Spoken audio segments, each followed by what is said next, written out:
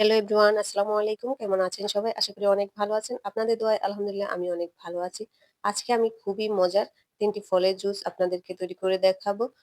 ইফতারে বা গরমের দিন শরীর সুস্থ রাখতে এবং সতেজ রাখতে এই ফলের জুসগুলো কিন্তু খুবই উপকারী এবং স্বাস্থ্যকর। আমার ভিডিও যদি আপনাদের ভালো লেগে থাকে তাহলে আমার ইউটিউব চ্যানেলটি সাবস্ক্রাইব করে দিবেন। পাশে থাকা বেল আইকনটি অন রাখবেন। আর লাইক, কমেন্ট, শেয়ার করে দিবেন। এখানে আমি ৩ রকমের ফল নিয়েছি। আনারস, পেঁপে আর বেল।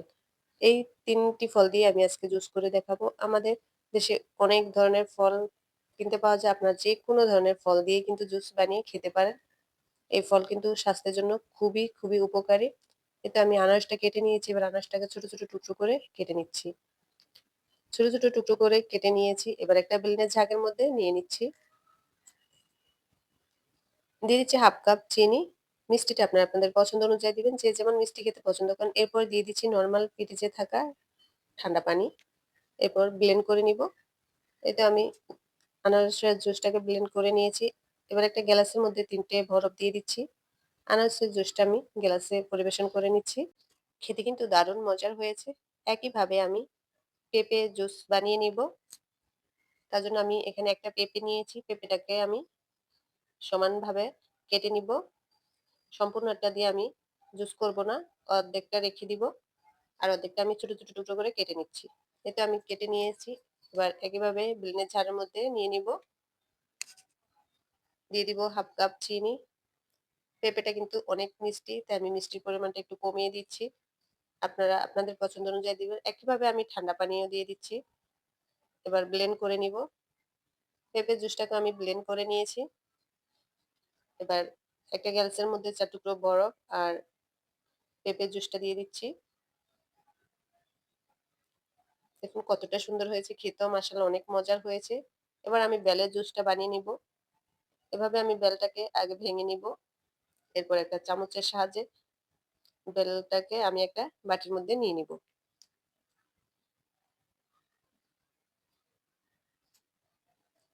বেলের শরবতটা আমি হাত দিয়েই ডলে তারপরে জুস করব।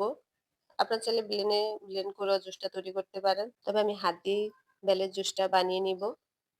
তো বেলের খোসা থেকে সম্পূর্ণ বেলটা আমি নিয়ে নিয়েছি। এবার দিয়ে দিচ্ছি ১ কাপ চিনি আর দিয়ে দিব ঠান্ডা পানি। এবার হাত দিয়ে খুব ভালোভাবে এগুলোকে মথে নিব।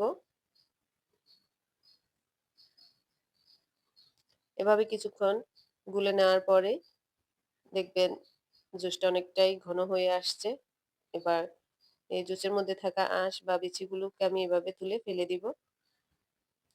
এই বেলের জুসের মধ্যে বেশি একটা বিচি বা আঁশ নেই, তাই আমি হাত দিয়েই তুলে ফেলে দিচ্ছি। আপনার চাইলে ছাঁকনির সাহায্যে ছেঁকেও নিতে পারেন।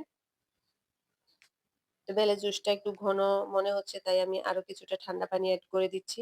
দিয়ে আবারও খুব ভালোভাবে একটু মিশিয়ে নিচ্ছি।